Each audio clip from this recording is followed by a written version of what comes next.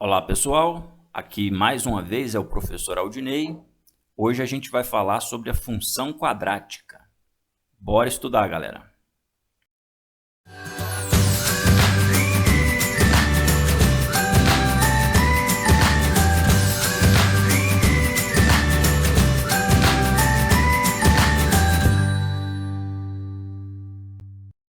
Pessoal, vamos trazer aqui de volta aquela nossa noção intuitiva de função que vimos nas aulas anteriores aí sobre a função afim, certo?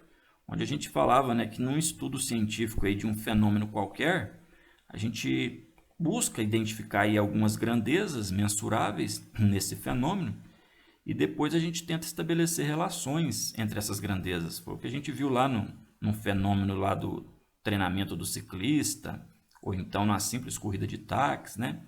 A gente identificou grandezas e depois tentou estabelecer relações entre essas grandezas. A gente pode pensar aqui nesse fenômeno, chutar uma bola, né? Pode tentar imaginar esse fenômeno aí no nosso plano cartesiano. Essa bola aí, quando chutada, sabemos muito bem que vai descrever uma trajetória aí, onde nós teremos aí diversos valores na horizontal, diversas posições da bola aí na horizontal e diversas posições na vertical, né?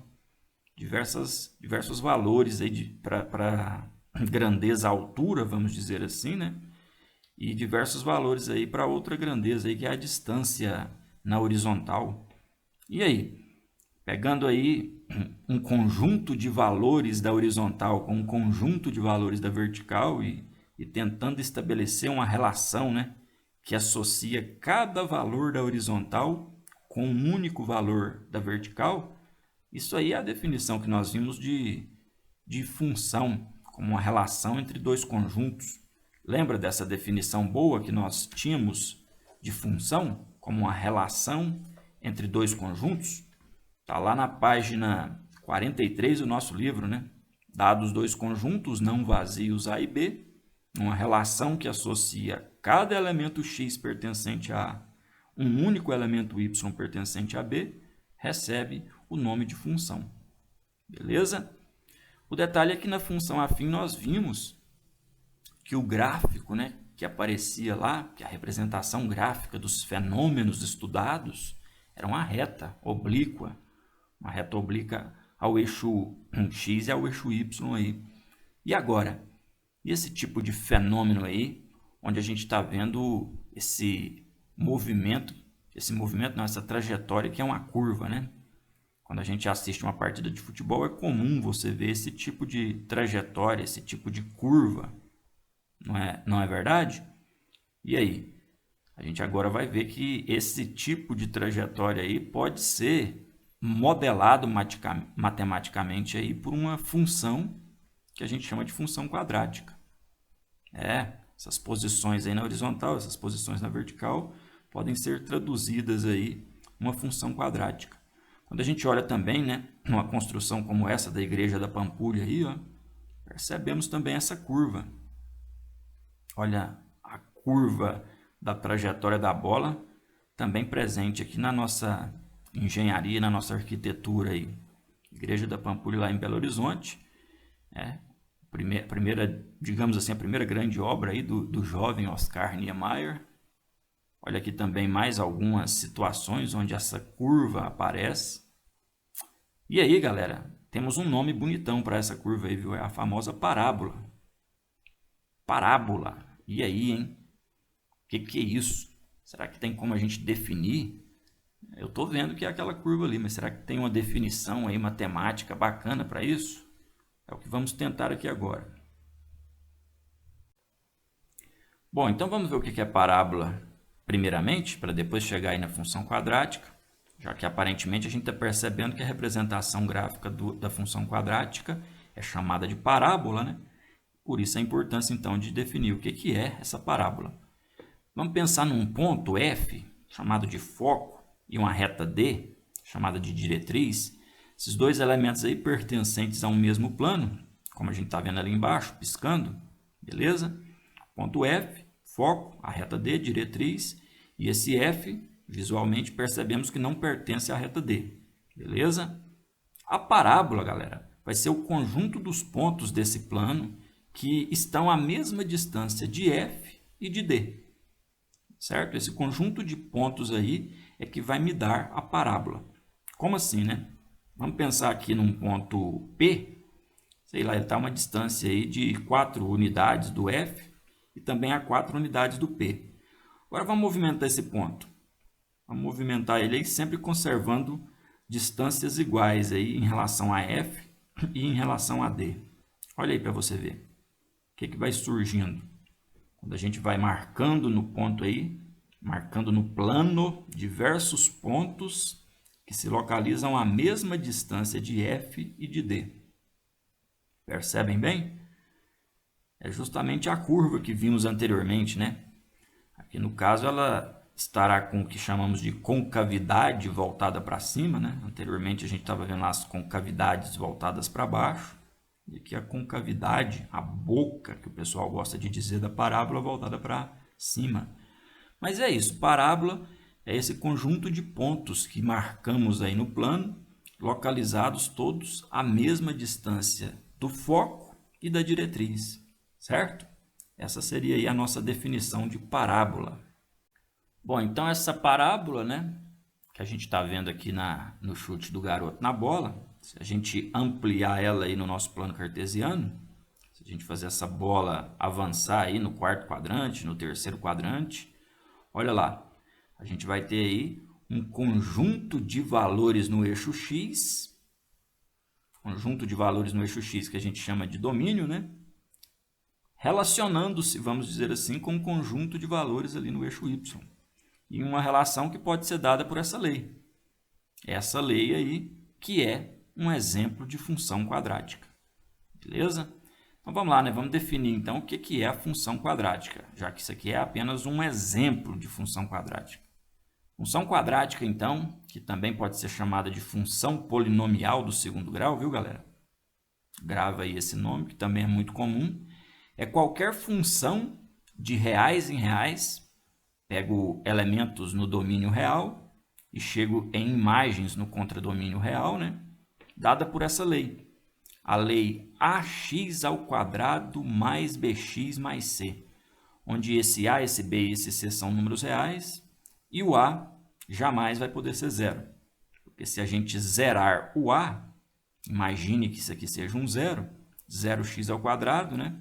Vai simplesmente sumir com esse termo e aí a gente vai voltar para um formato de função que é chamado de função afim, lembra? A função lá com ax mais b ou bx mais c, beleza? Então é isso. Função quadrática é função dada por essa lei, cujo gráfico, né? Cuja representação gráfica, no caso desse exemplo aqui, estamos vendo, é chamado de parábola. É uma curva que chamamos de parábola. Vamos lá, vamos dar uma olhadinha melhor para esses coeficientes aqui então, imaginando aqui esta função como ax ao quadrado mais bx mais c, nós conseguimos perceber facilmente ali, né, que o termo a é o menos 0,1, é aquele número real ali negativo, mas que não é zero. Gravem bem isso, o a nunca poderá ser zero, pode ser um número bem próximo de zero, mas zero não. A gente tem aí um b igual a 1, que a gente vê que o x não tem número acompanhando ele, não se esqueçam nunca, é o coeficiente 1. E o c é o menos 0,9, beleza? Então tá aí, ó, os coeficientes que a gente chama de uma função quadrática, elementos importantes de serem identificados numa função quadrática, hein? Por conta disso, vamos até ver então mais alguns exemplos aí e olhar para os coeficientes, né, destas funções dadas. Olha aí, 2x ao quadrado mais 3x mais 5, né? Então, coeficiente A está aqui, é o 2, coeficiente B é o 3, coeficiente C é o 5. Olha só essa segunda função também. Atenção para essa terceira aqui, hein? Muito cuidado, porque a gente está vendo ali que não tem nenhum coeficiente junto com a variável x. Não tem a variável x ali, né? Então, por isso que a gente está vendo ali que o b é 0. O a é 1, né? O a é o que acompanha o x ao quadrado. O c é o termo que a gente chama de independente aqui, ó, que não tem variável acompanhando. Não tem nenhuma incógnita junto. E não vimos a variável x, a incógnita x, por isso que o b é 0.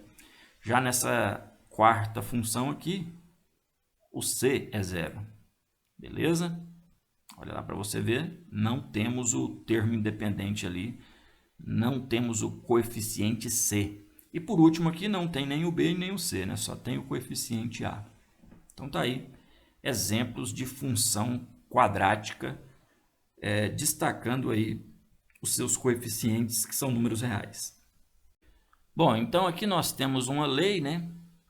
Uma lei chamada de função quadrática, que modela matematicamente aí essa situação real, que era o chute do garoto na bola, onde percebemos que essa relação entre os elementos aqui do domínio, com as imagens aqui no nosso contradomínio, né?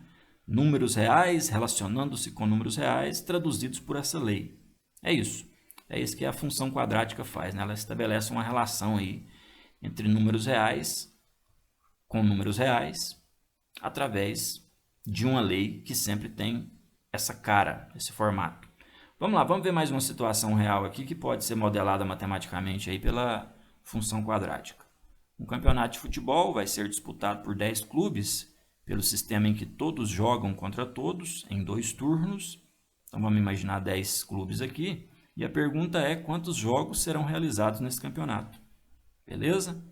Não é difícil imaginar, né, que o Flamengo, por exemplo, jogando em casa, ele vai ter um total de 9 partidas. Ele vai disputar contra os outros 9 clubes jogando em casa. Concorda? Os jogos do Fluminense em casa também vão gerar 9 partidas, 9 jogos. Concordam? Assim como o Corinthians, jogando em casa também vai gerar esses 9 jogos. E por aí vai, né? São Paulo vai ter seus 9 jogos, Santos, Goiás.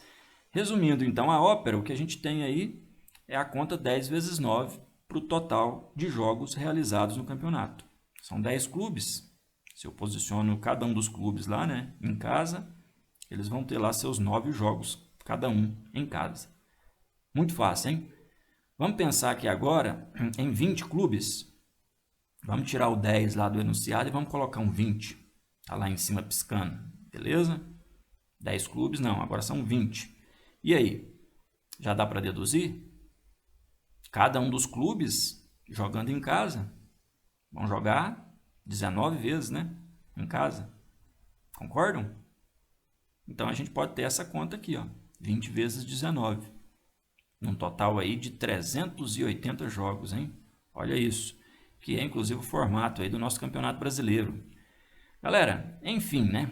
Para cada número X de clubes aí, a gente consegue perceber que para calcular o número de jogos, que a gente vai chamar de Y, beleza?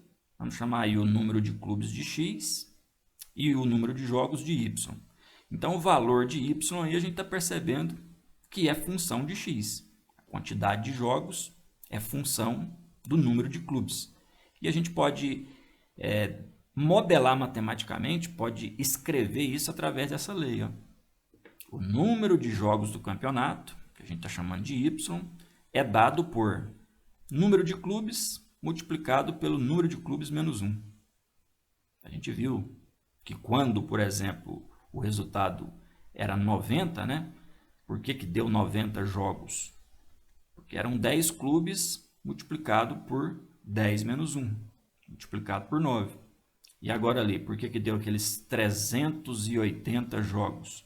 Porque são 20 clubes multiplicado por 20 menos 1. É isso.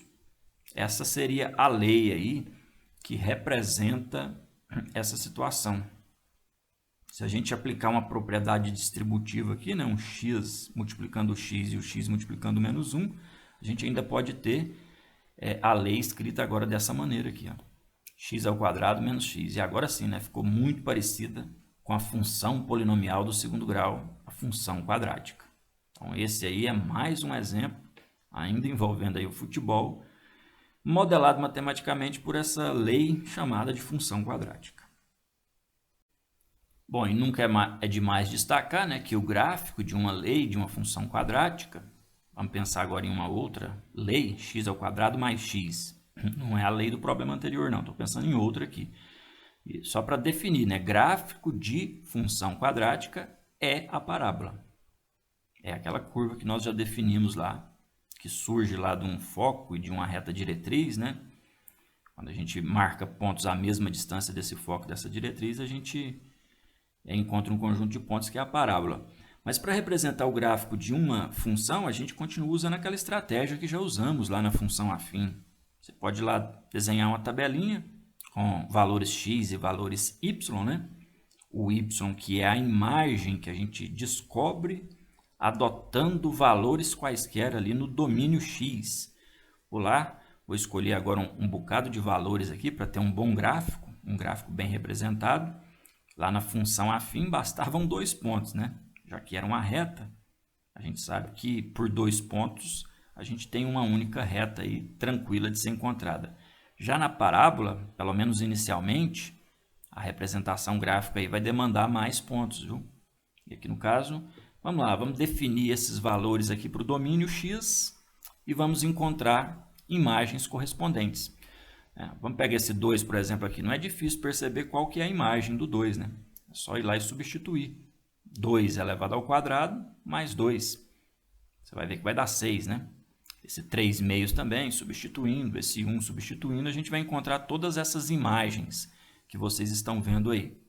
Desenhando lá o plano cartesiano e representando esses pontos no plano cartesiano, olha lá para você ver, todos esses pares ordenados. Quando a gente traça aí a curva ligando esses pontos, nós temos a nossa querida parábola. A parábola que é o gráfico da nossa função quadrática. Beleza? Eu quero, inclusive, que a gente já comece a prestar atenção aqui, galera, em alguns valores importantes aí, né, nessa parábola. Esses pontos aqui onde a parábola intercepta o eixo x, né? Esses pontos onde a função zerou, onde o valor de y zerou. Vamos lembrar que na função afim a gente tinha falado, né? Que aquele valor de x, onde a função está zerada, era chamado de raiz. E aqui também a gente vai continuar com essa ideia, viu? Lá na função afim, não se esqueçam, né? O que era a raiz? Era o valor de x quando a função era zero, quando o valor de y era zero. Então, aqui também vai continuar esse conceito. Eu já posso, então, começar a anotar aqui que as raízes dessa nossa função é o menos 1, é o valor de x quando o y zerou, e é o zero, é o valor de x quando o y zerou. Esse ponto aqui também, logo a gente vai ver um nome importante aí, dentro do nosso estudo da função quadrática. Ele é o famoso vértice. Vou anotar aqui embaixo. Mais adiante, nas nossas aulas, a gente aprofundará sobre o vértice, mas já vamos falando, né? Eis aqui o vértice da nossa parábola. É isso. São alguns elementos, alguns pontos importantes aqui na parábola. Vamos discutir melhor essas raízes então, né? Vamos relembrar aí que raiz ou zero da função é aquele número real x, tal que a função é igual a zero. É o que a gente acabou de dizer, né? Se você olhar para o gráfico, se você olhar para a tabela, quando o y zerou, olha lá, quando o x valia menos 1 e quando o x valia zero. É isso que é o zero da função, é isso que é a raiz da função. É o valor de x quando a função zera. Se eu pegar aqui, então, essa função, esse f de x, né, e substituir por zero, vamos imaginar aqui o f de x se tornando zero. O que a gente tem aqui agora, galera? É uma equação do segundo grau, né? Deixa de ser uma função e se torna uma equação do segundo grau. Equação do segundo grau, para achar o valor de x dela, a gente lembra muito bem, né? Tem uma formulazinha resolutiva para isso. Lembra dessa fórmula resolutiva da equação de segundo grau, que muita gente gosta de chamar de fórmula de Bhaskara? É isso. É essa fórmula de Bhaskara, que na verdade a gente prefere chamar de fórmula resolutiva aí, né?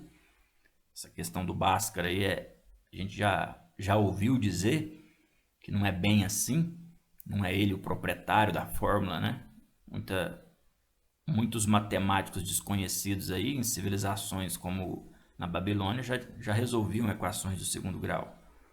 Então, a fórmula não é bem assim dele não, mas não vou ficar aqui discutindo isso.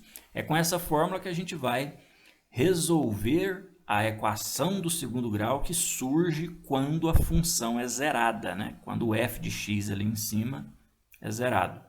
Se eu, por exemplo, pegar esta nossa função aqui e transformar ela numa equação, né? Zerando o y, colocando zero aqui no lugar do y,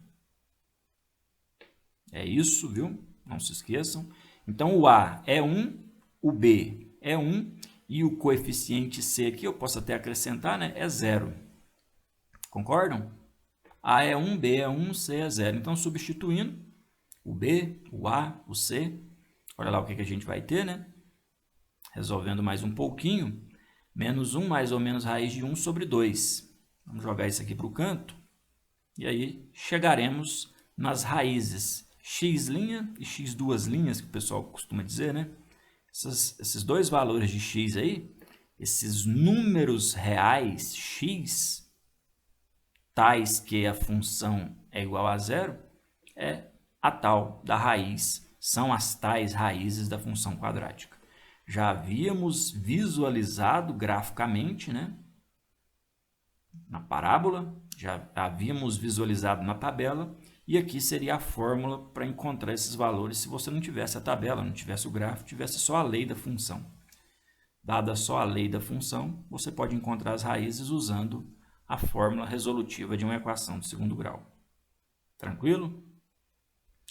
Galera, e sobre essas raízes aí, é importante destacar o seguinte, esse cálculo da raiz quadrada aí, né, que a gente costuma chamar de discriminante delta, lembra? Ao invés de calcular diretamente aqui dentro esse b ao quadrado, menos 4 vezes a vezes c, geralmente a gente calcula ele separado aqui chamando isso de discriminante delta. Os valores desses discriminantes delta calculados nas diversas funções aí vão indicar para a gente se a função tem duas raízes reais diferentes, se ela só tem duas raízes reais iguais, se ela nem tem raízes. Como assim, professor? O que você está falando? Por exemplo, quando você estiver aí resolvendo nessa sua equação de segundo grau que surge quando você está buscando raízes. Se você estiver resolvendo e o delta for positivo, então você já pode concluir que vai dar lá no x' e no x2', duas raízes reais e distintas. Se eu pegar esse exemplo aí que a gente acabou de resolver, a gente viu isso, né? Quando a gente jogou no gráfico, vimos que realmente tínhamos duas raízes reais e distintas. Se a gente voltar naquele outro exemplo lá, né? Da trajetória da bola do rapaz lá, aquela função dada por menos 0,1x ao quadrado mais x menos 0,9, nós também temos aí dois valores de x quando o y é zerado. Então, a gente tem duas raízes reais e distintas.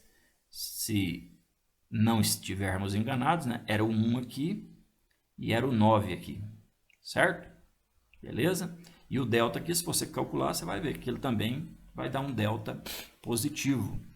Agora, quando esse delta for zero, quando aquele b ao quadrado menos 4ac for zero, então a gente vai ter o que chamamos de raiz dupla. São raízes iguais, certo? O gráfico, se a gente for representar, vai ficar assim, ó. Se você pegar essa função aqui e calcular o discriminante delta, você vai ver que o discriminante delta vai dar zero. Podemos até fazer isso aqui rapidamente, olha lá. O delta é b ao quadrado, né?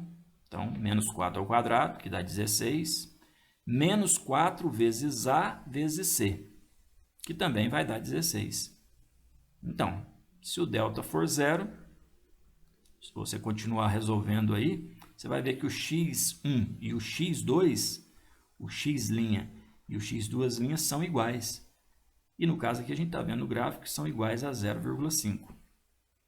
Fazendo o cálculo também na fórmula resolutiva, você ia chegar aí no x1 e no x2, vamos chamar de meio, né? Igual a meio. Olha aí, hein? Observações importantes. Delta positivo, duas raízes diferentes. Delta nulo, duas raízes iguais. Se o delta for negativo, aí teremos um problema, hein? Porque olha só, Se o delta for negativo, se o discriminante for negativo, eu vou ter a raiz quadrada de um número negativo. E aí? Raiz quadrada, por exemplo, de menos 9, raiz quadrada de menos 2. Por enquanto, né, no conjunto dos números reais que estamos estudando, isso não existe, né? Não existe raiz quadrada de número negativo no conjunto dos números reais. E aí trava a nossa conta. Se você não consegue achar uma resposta para essa raiz, então a gente vai dizer que não tem raiz real na nossa função quadrática. O gráfico ele não interceptaria ali o eixo x. Não teria um valor ali no eixo x que zerasse a função. Afinal de contas, a parábola não vai atingir o nosso eixo x, seja ela nessa posição, ou então você pode ter parábolas também abaixo ali do eixo x. Então tá aí. Tá aí algumas observações bem importantes aí sobre esse discriminante delta. Beleza? Vamos fazer o seguinte então, né? Vamos parar por aqui. Falaremos mais da função quadrática, né? Falaremos do vértice aí também, ainda discutiremos alguns elementos importantes sobre as raízes da função quadrática, algumas outras maneiras de representar essa fórmula da função quadrática, mas por enquanto a gente para por aqui, vamos para as nossas aulas no Google Meet, exercitar, fixar as ideias. Valeu, muito obrigado e até a próxima.